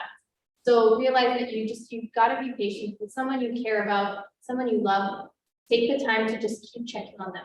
So especially if there is abuse, a lot of times what happens is you are isolated. The person that is being abused is purposely isolated. And when they're purposely isolated, they've lost those connections, they've lost those friends. They feel like they're not my friends anymore. How can I reach out and ask them for help, right? I haven't spoken to them in a year. Like, how can I just be like, hey, come help me, right? So realize that is very common in abuse, and it's very common even before marriage, right? Even, in a relationship where you're obviously married, it's very common. But when you're getting to know each other, it can also happen. That love bombing, that isolation can very, very much happen. So reach out, speak to them, be patient, listen non-judgmentally, right? Don't be like, but he's so nice, or but she's still practicing, or, you know, maybe you said something wrong. Maybe it was a bad situation, right? No one wants to hear that. No one wants to have to justify things again, right? So just recognize that this is their reality, right? We're not asking you, you're not a detective, you're not, you know, you're not the police trying to fact find and discover who's right and who's wrong. It's not your job, it's not your role. Your job is to be there for that person and to find out how you can help them and to do your best to help. And finding resources, sometimes you won't know, right? No one's expected to know everything. What you can do is reach out to the people that do know. Reach out to the people that can help and ask them, hey, I have a friend going through this, what do I do? And last but not least is offer real tangible supports, right? Hey, I can come and talk to your mom with you. Hey, I can come and, you know, I can get you an appointment with this imam or this therapist or whoever it is. Hey, I can, you know, I can watch your kids, or I can drive you to this appointment. I can give you some money. These are tangible things that sometimes they might not have access to, and this is what you can do to help. So those are just some points. There's a whole list here, and I'm happy to share that with you guys. Does anyone have any questions about this? I know it's like we had a really nice fun conversation, and I kind of took it down a whole other path, but I think it's important for us to talk about. I know Farha told me this, like for any of you that do follow us on social media, we do post a lot of the stories, unfortunately, that we deal with. And a lot of times what we hear back is, why are you saying that Islam allows for domestic violence? Why are you saying that Muslims are abusive? And, you know, it's Ramadan, we just have to focus on our spirituality. Ramadan doesn't mean the world stops. Ramadan doesn't mean that, you know, abuse doesn't happen anymore. It happens, unfortunately, I will tell you, we see it happen more in Ramadan than outside of Ramadan. You'd think that, you know, in Ramadan, everyone's, you know, patient and, you know, we're all super happy and jolly. No, that's not the case. People are not eating, they're hangry. They just let their temper out, and they, unfortunately, the worst side of you can really come out at that time. And the reality is, we're not saying that abuse again happens in our community more than any other community, but the reality is it does happen, and we're doing something about it. We're having conversations like this. We're having, you know, organizations like ours. We're having other programs that are taking place where we're doing something about it, because we as a community know that it's not okay and we're not okay with it. So it's not a fun conversation to have, but it's a conversation we need to have. How can we prepare ourselves? How can we prepare ourselves for marriage, for healthy marriages? And the reality is, what's the foundation of our community? Foundation of our community is the home, the family unit. And that home is not doing well, it's unhealthy, it's not a strong, healthy unit built on the Quran and Sunnah, the rest of our community is going to fall apart. And we're seeing this. We're seeing youth leaving Islam. We're seeing youth choosing not to practice or come to the mosque. They don't feel welcome. They don't feel okay. We're seeing youth that are turning to drugs and gangs and violence because they want that connection. They want that belonging. And this, I will tell you, every single time I've worked with anyone like this, I always go back to what's happening in their home. And there's always a problem happening now. So. I think one of the things that your generation is very vulnerable to is people not wanting to get married. Yeah, it's easier, you know, we can live together, we can have a relationship with each other, nobody really cares nowadays, nobody really, it's not a thing anymore, what it used to be, and that's becoming a serious issue. Because people have seen so many unhealthy bad marriages that they choose not to be in a relationship with somebody that's as serious as marriage, so to speak. So definitely, I totally second that, and kudos to your MSA and to you guys for even having the ability to have this conversation. It's so crucial and it's so important. Can I ask them that question I was telling you about on the phone? Yeah. Okay, I want the men and the women, I want you guys to tell me if you were in an abusive relationship. Ladies, let's say, for example, your husband hit you one day, smacked you really hard. What do you do? Say it out loud, because that's exactly what everybody would say. I want you to say it out loud. Leave, right? Or yeah. If he hits me, I walk out, right? That's the general consensus. Yeah. Gentlemen, what about you? If there is abuse in your marriage, if there's abuse in your relationship, whether it's verbal abuse or spiritual abuse or emotional abuse, what do you do? Can I just clarify? So after point leave, yeah, like, what were you saying? Can I just clarify? Yeah. So when we're talking about abuse, we're talking about patterns, right? Like, Well, I'm asking you, if you got hit by a man, what would you do? You're out? I'm not a fan. Not a fan of abuse, right? Okay. So Yasmine and I were actually having this conversation, and Yasmine deals with this a lot more than I deal with it. I am more towards the side of counseling in terms of let's fix things, heal things, work on things. But I face this a lot where we ask our audience, and specifically the women in our audience, what do you do when he hits you? And they have all those, yeah, Yeah. you had your hand up, right? I was not thinking about it. Okay, so almost every single woman in the audience says, I walk out. That's it. He can't lay his hands on me, right? So we tell them how many actually leave? 0. When you are married and in a relationship, the first time he hits you, you make a million excuses. You know what? I shouldn't have said that. That was just the timing was wrong. Okay, this happened and that happened, and maybe he was in a bad mood. There's so much stuff that happens before the abuse happens, before the physical abuse happens, that women usually don't leave the first time they get hit. Do you know when they leave? Do you know how many attempts before a woman actually leaves? Sorry? Almost. Any other guesses? It's 7 attempts before you actually to leave. So one of the things that I kind of put up on the Jamboard for you guys, for whether you are in a relationship or you're observing a relationship, this is key to success for everyone. If it happens to you as a woman, as a man, if you experience something, if you know of somebody who's going through something, when in doubt, reach out. Every single time. If you get hit once and you're like, I remember attending a lecture at my MSA and that person was saying, I'm confused, but my children and what am I gonna do? I don't have money, I don't work. He's my provider, I live with his mom, my parents, oh my God, what am I gonna do? Just reach out. Nobody's asking you to make a decision in that moment, but reach out. And the minute you reach out, you empower yourself with the ability to make good choices. And that's all that it is. Ultimately, at the end of the day, where people think that therapists and shelters are notorious for breaking up homes, that their whole agenda is let's just break the family apart, but that's not true. The agenda as a Muslim, as a believer, our agenda is to help keep things together. If that is what is beneficial for the family unit. And sometimes, what Yasmine was saying, sometimes it looks like getting help. Sometimes it looks like, let's take a breather. Let's just separate for a little while. The person who is in the abusive place or the person who's troubled gets the help that they need. And we can help you reconcile the family. We can help you get back together in a healthier, happier place. But remaining quiet about it and not saying anything and doubting yourself and wondering what did I, should I, did he, was it me, was it that? Whenever you doubt something, just reach out. Because that'll help you make good decisions. I guess picture myself in a situation like that. And I can kind of understand why people, I guess, don't reach out.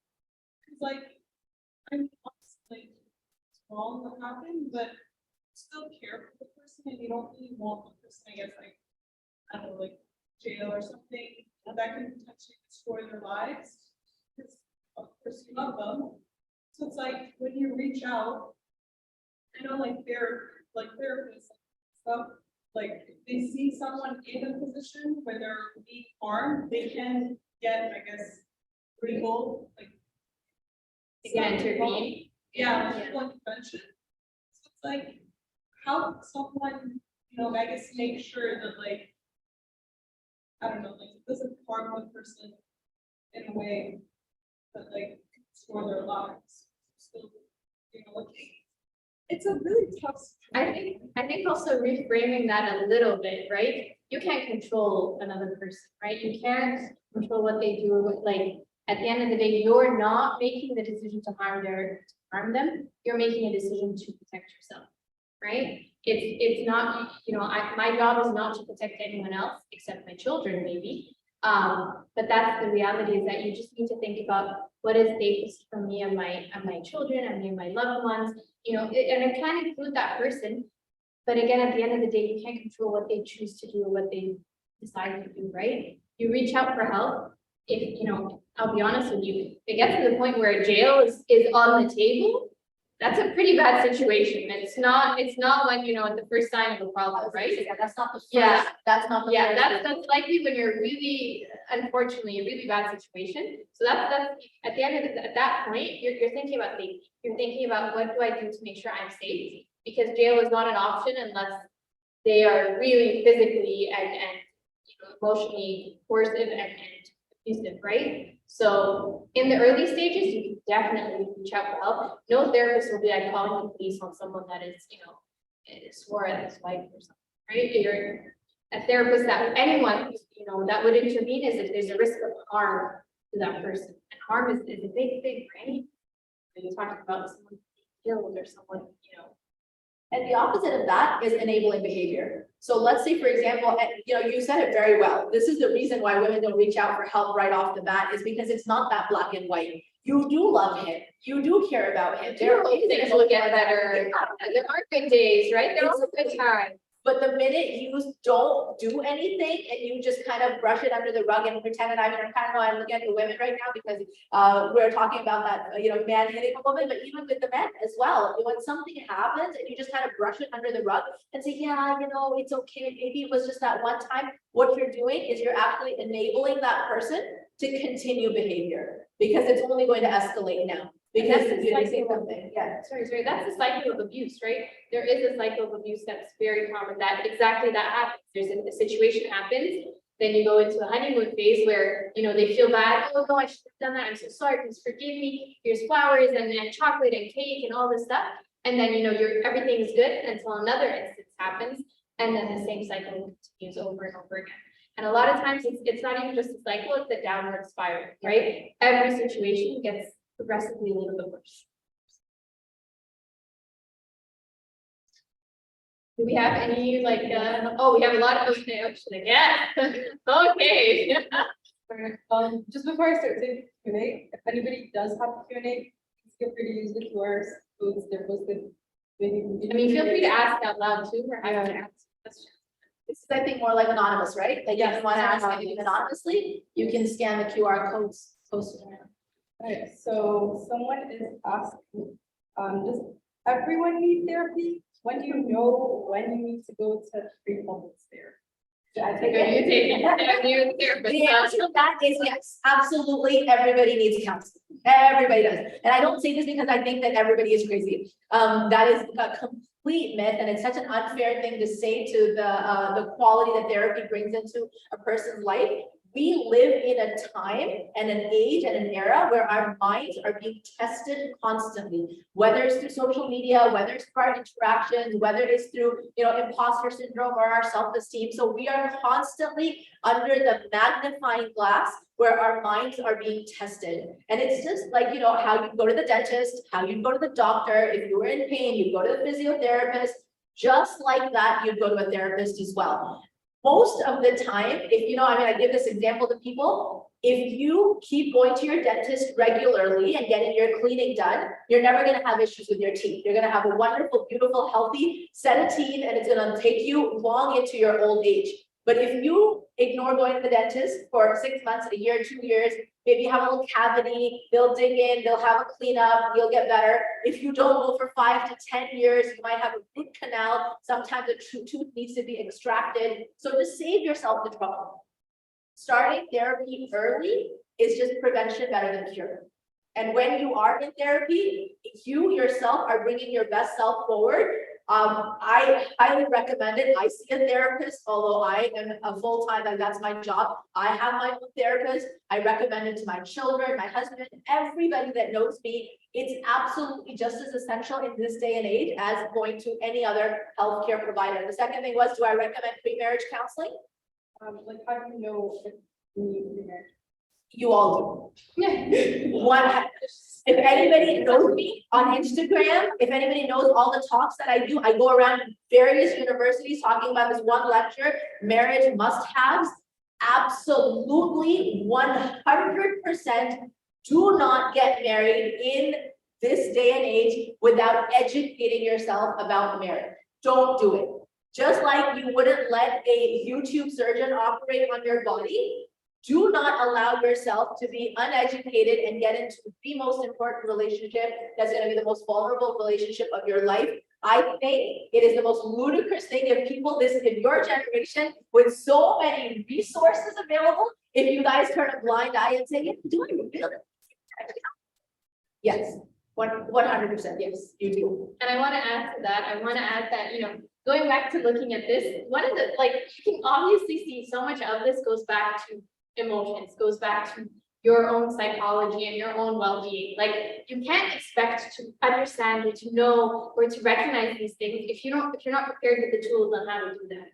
And also keeping in mind, we also live in a day and age where there has been a lot that we as a society have had to take in. A lot of us are traumatized from COVID, from pre-migration experiences, from war back home, from, you know, all these things. A lot of us carry a lot of situations that we have not learned how to deal with in the best ways possible. And it's normal. It's not anything that we did. No one chose to be in these situations, right? But it's part of what happens in our life, unfortunately. And the best way to prepare yourself for a good, healthy marriage is by being a good, healthy spouse, by being a good, healthy person. Right? You're building that tolerance for yourself, you're understanding yourself, you're getting the tools on how to deal with your emotional outbursts or you know, the situations that can trigger you. You never know. Like I said earlier, when you're married, you will be tested in every way, shape, or form. Married is the biggest test you can ever prepare for, and it is the hardest test you'll ever prepare for. So being prepared, understanding yourself, understanding what triggers you, how to recognize those triggers, how to respond to those triggers is only going to help you succeed. It really is not going to matter to anyone else. It's only going to matter to you in your life.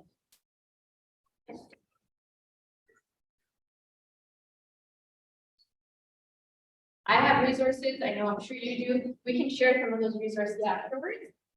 There's, you know, a lot of, and I think you guys as students, you have coverage. You have coverage for this through the university. You all have coverage, I think, for counseling. And I think there is like office, right? Isn't there a health? Yeah. There's the wellness counseling, yeah. So you should have access to counseling through there, if I'm not mistaken. But we have also other resources too that we can share after.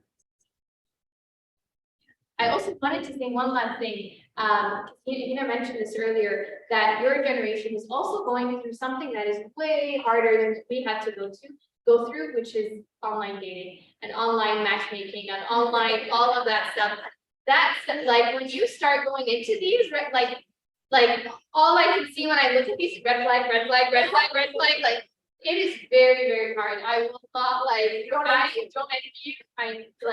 it is very hard. Take your time. Again, I will say, you know, this is the best time to get to know people. I don't mean this as like to put anyone on the spot or anything, but honestly, getting to know people face to face is life, and you know, it's completely night and day between getting to know someone online. And it's very hard to find these red flags online. It's so hard to see these things and get to know someone if they don't live in the same country as you or they don't live in the same city. How on earth would you know any of these things unless you are in that situation together? So, I mean, good luck to you guys. I'll make it easy for you. Any other questions? Yes, someone's saying, how should they differentiate when they should run versus when it's worth essentially having a conversation? It's a very good question. I think that, again, it goes back to the pattern of behavior, right? You know, at the first sign of something, I know most of us, and I don't think you should run at the first sign of something, right? You should have a conversation. But what I would say is always make sure you have someone, like, this is part of the sunnah of the Prophet and even in the Quran, right? When there is conflict and there is disagreement, what does the Quran say? It says find someone from her side and find someone from his side to mediate and to help, right? So if you feel like you're not sure, don't feel like you have to figure it out yourself. Lean on your family, lean on people that you trust. Maybe it's not family too, by the way. Not always saying family is the best people to lean on, right? At the end of the day, a lot of times, you know, your parents will be on your side and his parents will be on his side, or vice versa sometimes. I don't know. But it's not always the best, right? Sometimes it's better to go to a third party that's neutral, like a therapist or something. So it is okay, like, there's no, it's very hard to say, there's no hard and fast rule that would be like, at point number 3, then you run. Like, it's not like that, but it is, if, first of all, look at your safety, make sure you are safe. Make sure that, your loved ones, if you have children, if you have, family members, whoever, make sure you're safe. If you're safe and you're able to talk about things and you're able to kind of get the help and get support, then do that. If you're not, then I would say, that, it's okay to reach out to friends and be like, I need to go stay with you, or I need to do something until you're able to figure it out. I don't know if you have anything to add to that. No, that was it. Someone's asked, I have a personality disorder. While I'm very committed to feeling my symptoms, they still do till now. These conversations make me feel like everyone is trying to protect themselves from me. What should I do if I feel like I'm the red? SubhanAllah. I can answer that. Yeah. So it's such a heartwarming thing to just hear out loud that somebody recognizes, what if I'm the red flag? And to whoever wrote it, you're not. You know why? 100%. Because you recognize that you have a challenge in life. We all, every single one of us, even the ones who go to therapy, even the ones who studied social work or psychology, every single person brings their baggage into a relationship. Nobody comes in as perfect. This is not Jannah. But just for the fact that this person is able to see, and I'm just kind of make it a little bit more broader. Personality disorders, mood dysregulation, anything of that nature, anger issues, you name it. These are real human problems. They're not just about an isolated 1 or 2 people in the community are like that. No, these are very common, very, very, very real human problems. And just the step that you see that this is an issue and you recognize that, I have issues or I have certain things, challenges that I live with. But what was the key here? You're getting help for it. You're getting help Doing for it. something about it. Yeah. The minute you're getting help, when you get into a relationship, if you are someone with a good therapist, somebody who's working with you, they'll do something called transition therapy, which means that whatever what was the diagnosis between you and saying? A personality disorder? Okay. Whether it's behavior personality, bipolar, narcissistic, it doesn't matter what your issues are. If it's not diagnosed, then please don't self-diagnose. But if even if it's a diagnosed disorder, your therapist will do transition therapy to help you move along into the next stage of your life. And then when you are about to become a parent, your therapist will help you with transition therapy. We all, as I said before in that last question, like who needs therapy, we all do. Alhamdulillah, every single person. Some of us need it at more at certain times. So like, for example, when you're getting married or when you're having a baby, big life-changing events, you always want to check in with therapy, especially then. So everybody has their own baggage, but the very good thing is that if you know you have a certain challenge, you're working on it, you're addressing it, alhamdulillah, you are not the red flag. Alhamdulillah, you're so far ahead, inshallah, and getting the support that you need to help you be the kind of partner. And truthfully, the person that chooses to be with you also brings in some of their own stuff as well. And that's a place where you both, that's the growth part, that's where you both build empathy for your situation and hopefully go to therapy together so that you learn to be each other's sakina, or each other's comfort versus each other's figure. So I hope that answered it. And I think I wanted to add just a couple points. You recognize in everything we said right now, we never said you have to be perfect to get married, right? No one is perfect. No, every single one of us has our issues. There is not a single person that you will ever meet in this world that does not have a problem. And that problem could be, a personality disorder, it could be anything else, it could be a financial issue, it could be a physical issue, it could be 1,000,001 different things, right? Every single one of us has something. And that's fine. That's part of who we are. And I think that's part of getting to know a person and being honest. Being honest about it, I think, is a very, very important green flag, right? Being honest and upfront about, this is what I'm dealing with, this is what I'm struggling with. And that person also, how they respond to that can tell you a lot about that person, right? If you're honestly telling someone I struggle with, my body or my health, my mental health, and their response is, I'm struggling with anything, that's your problem. That would be when I would tell you to just run, right? So being honest and being open about these things, you know, being honest and asking those questions and honest and answering those questions. And being someone that is willing to recognize that we all come with our baggage and we all want to work together on that stuff is very good. I just wanted to quickly point out that we're a little bit over time. If you want to add, put your information, we can, I don't mind staying for a little bit more, but we'll just throw our information on there for those of you guys who want to leave. I know we're about half hour over, 40 minutes over our scheduled time, so feel free to step out. Thank you so much for coming. We've put our information up here. If there's anything that you guys need, feel free to reach out. I can talk about my business, you guys. I do a lot of self-help videos, a lot of relationship remedies. I talk a lot about how you get into a good place yourself. And again, inshallah, we'll stay in touch with your MSA for whatever help and support that you guys need. Those of you who want to stick around, maybe we can answer a few more questions, but anybody else who wants to go, jazakallah khair so much for having us.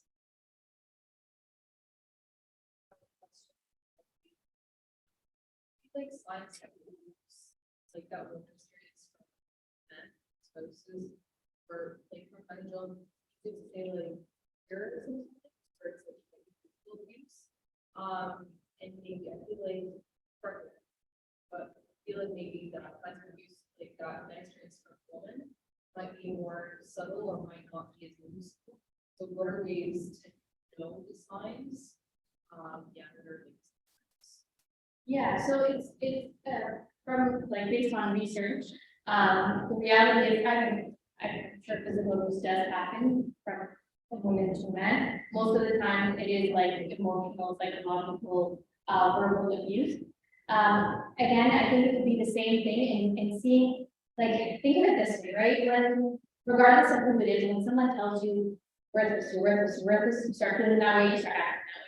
So it's the same thing that it could be that happen from a man to a woman, it could happen from a woman to a man, and that see a difference in who they are and how they are based on what information they're getting from those around those that are supposed to care about and love them, right? So I would look at behavioral changes. I would look at, you know, how they are being very different, maybe around certain people. Maybe they're, you know, maybe they're very nice person when their abuser or their partners around, they change. Maybe their whole personality has changed. They're just so quiet. They used to be so usually it's unfortunately. It's very rarely are they like super nice, friendly, all of a sudden they weren't. It's usually the other way around, right? That if you're not going to be friendly or not be like unfortunately not as happening. So I would look at personality behavioral change. I think that would be the most common and most obvious sign. I think with men, it's actually very serious because we kind of make them feel like they're stronger. And so when a man is in an abusive relationship, very, very common nowadays, they don't want to talk about it because they're embarrassed almost to admit that their wife might be hitting them. And they're kind of confused as well because they're like, well, I'm a man, I should be able to take it. But sometimes with men, it's isolation as well. They'll just kind of pull away from everybody because they're just really embarrassed about, they don't know who to talk to or how to talk about it. They'll usually, you know, stop coming to events and stop seeing their friends. What? Like,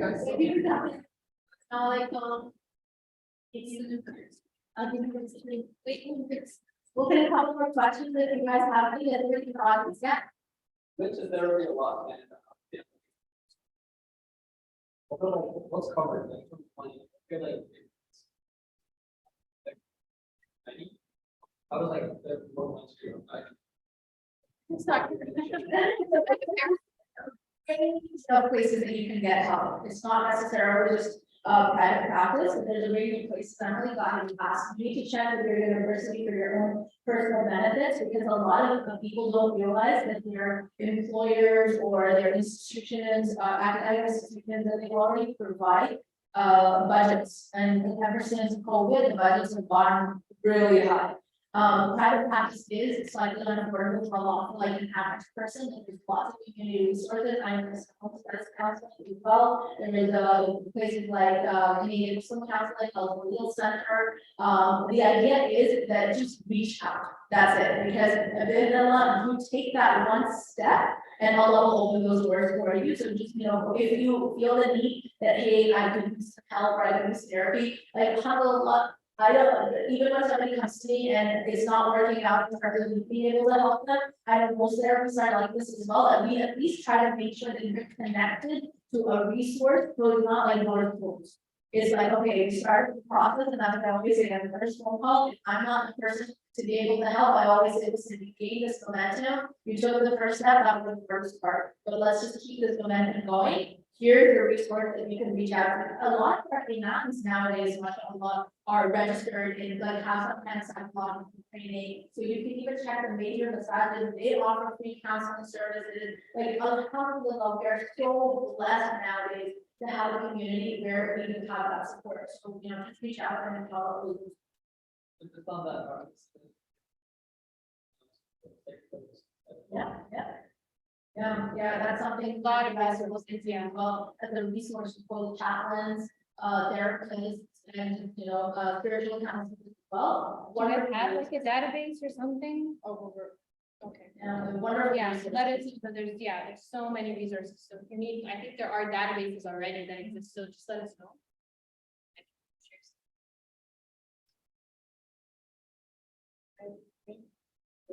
One last question. Someone was asking before marriage, someone will be on their best behavior, but then they can change completely after. How can I get a sense of someone's? That was like, that's a question earlier, right? Wonderful question, and I will leave this on the side, I guess, and take it, and then I can talk to you. So at the end of the day, you do your, you know, what does Allah subhanahu wa ta'ala say? You tie your camel and then you have to let Allah subhanahu wa ta'ala. Do your part, get to know the person, take your time to get to know the person, get to know their family, get to know their values, ask them the hard questions. Ask them the questions where you have to be honest and you have to be open up and upfront and they make you uncomfortable. But take your time to really get to know that person and don't just jump head first in. That's the best thing you can do. The best way you can, you know, find out if there is an issue or not would be that. That would be my recommendation. I just want to share. So I can step in. This is my 3-point formula for any Muslim, any believer looking to get married. These are the 3 things that I always recommend: Sahara, Shura, and Ihsan.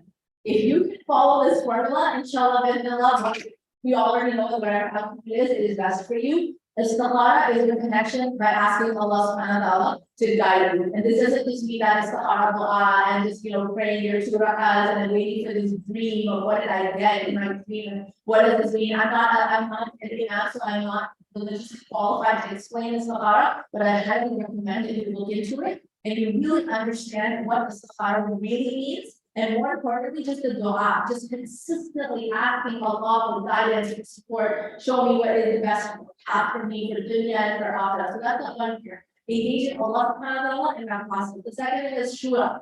Talk to the people around you, your parents, your loved ones, a therapist, a counselor, an imam, a teacher, you name it. The people who love you will look out for you. So make sure that you are not isolating yourself from the process of making a decision. And these are the same people who you want to introduce your potential spouse to. The people who love you are the people who want you to, are the people you should want to introduce this potential person to. Introduce them to your parents, introduce them to your siblings, your friends, your therapists, introduce them to your imam, to your community, your teacher, whoever you love.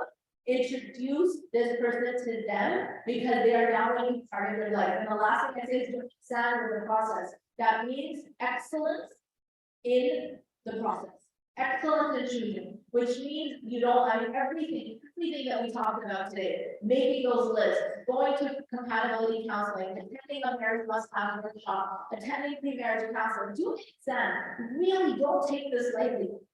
You know, when you meet a person, it's not just about me and them and texting and, you know, what are they saying to me at 2 o'clock in the morning that makes me go butterflies in my stomach and I read the message 100 times over. That's not what the relationship is. Meet their parents, meet their family, meet their friends, watch them, observe them, see how they interact. When does I was telling my daughter, and then, you know, my dad, I'm actually married twice. Okay, so I got married and I was very young, got divorced after 18 years, and then got remarried 5 years ago. And so when my current husband was going to go meet my father, and I was very traditional, so he had a plan that we had to follow. I said to him, I said, listen, when that goes off, so the first thing I said to him, my father's going to want to meet you during a Salah time. So it's a level fall in between, it's a community. We have our 3 sisters and many female cousins. My dad always does this. He wants to meet the guy so that the adnan will be called at the time that the guy is with him. And then he'll just observe. That's all he wants to do. And I sometimes, I told him, I said, listen, the adnan is gonna go off. You better get it. You better know what to do. He's very practiced that, crazy to bad stuff, so that was something that was on my must-have list, but I kind of gave him a heads up, sure enough, like that. You know, about half an hour prior to the adhan went off, and there was my dad, looks up, what's he gonna do? He's watching, he's like, what are you gonna do? And so, because we can talk about it, he was like, he goes, oh, I'll go, I think it's also time should be kept to the masjid. And my dad's. Done. Where was I? Among many other things, but that's what I'm talking about. Sadly, the process. You know, how much time did you take to decide that before the master was your choice? Was it just you pull it from you studied this program, you wanted to get into work hard in high school, you put all your academic extracurriculars together, you did have 7 to get into the classroom. Don't you dare get married without doing a stand with your partner. Don't do it. Don't do it, okay? You want to make sure that you're making best choices, best practices. So, I mean, I think this is the last thing I'll share with you guys today. This is my 3-step formula. I talk about it with clients. I talk about it at talks and workshops. Istikhara, shura, ihsan. Stick with it, inshallah, bismillah. At the end of all of this, if it still doesn't work out, alhamdulillah, it's better for you. And you will learn something from that process. 100%, inshallah. Yasmine, last words? I just want to, I mean, I don't have a quick and easy formula, sadly, but I want to add to the shura point in that when you are asking for shura, you have to also take in what the others are telling you, right? It's not just asking them, okay, thank you, and I'm still gonna do what I want. There's no point in doing shura at that point, right? So you do want to accept what the person is telling you, accept what they're, you know, when your sibling meets them and your sibling is like, I don't know, like, understand why and dig further. Be okay with that. You know, you are going to get feedback that you might not like, and be okay with also, you know, one of my favorite cultural practices is when we're getting to know someone, when we're, you know, someone wants to propose, we ask around about them, right? We ask our friends, we ask our family, we try to find someone, because you want to go back to avoiding someone who's manipulative, you want to go back to avoiding someone who's abusive or harmful. You ask the people around them, right? You don't ask that person, you don't ask them, are you manipulative, right? I don't think anyone's gonna say that, right? So you go and ask around, ask about them. Ask about them, and that's how you get to know, right? You ask the people that they work with, you ask the people that they know. Obviously, you don't just randomly go around and ask people, you ask people you know and you trust about that person. So when you are doing shura, make sure that you're accepting the response. When you're doing istikhara, make sure that you're accepting that response. If Allah subhanahu wa ta'ala is leading you away from that person, you know, again, it goes back to being infatuated and being excited. Just make sure you're doing this again for the right reasons, and when you are getting that feedback, follow the people. They'll make it easy for everyone and put barakah in your lives and in your marriages, inshallah, and allow you to find and to marry people that help you get to Jannah. Ameen. Thank you for having us. Is that about it for Regala? Well, I have love you guys. This is something very small here, so something. On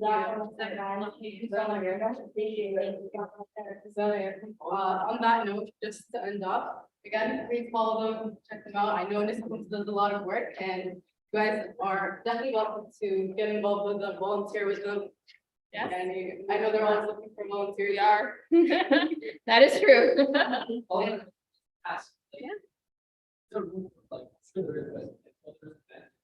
Yes, oh, definitely. Not helping in the homes themselves, but a lot of what we try to do is community awareness, right? It's at the end of the day, workshops like these and things like this where we can prevent issues from getting to the point where someone needs to be at a shelter. That's what we want to do. So we're definitely looking, we're doing a lot more programming, especially with boys and men, like going into like sports programs and partnering with like sports leagues and stuff to do things like that. So we're always looking for guys for sure. Yeah. Just follow up this on Instagram. We did a live contact 14 talking exactly about this. The last time the red flags, it was so much fun. There were actually two brothers on it, my brother Hassan, and I keep wanting to call him Baba Ali. Yeah. But it was one of the most fun things alive I've ever done. Great conversation, definitely go on there. Really good advice, like a lot of really good advice, questions to ask someone that it's very easy to be like, do you get angry in difficult situations? He's gonna say yes or no, but the questions that we were talking about in the Yeah. live were how to really understand that person beyond yes or no questions. Yes, it's really good. Go check it out. It's not that like website that you run. Yeah, he does. Afro-D, yes. He does, yeah, he has events now too. On that note, we all know that the hadith best few are the ones who best their family. And so let's just take this all thought soon, hopefully in a few hours. 1 hour. Listen to that, and yeah, it's already 6:30. Very excited. 1 hour. So make sure to keep all of the victims of abuse and just everybody who's struggling in your jobs. Ultimately, I mean, having safe home is a big blessing, and it's something that you should definitely remember to thank Allah subhanahu wa ta'ala for. Allah subhanahu wa ta'ala protect everyone, and honestly alleviate the pain and struggling of anyone who is struggling.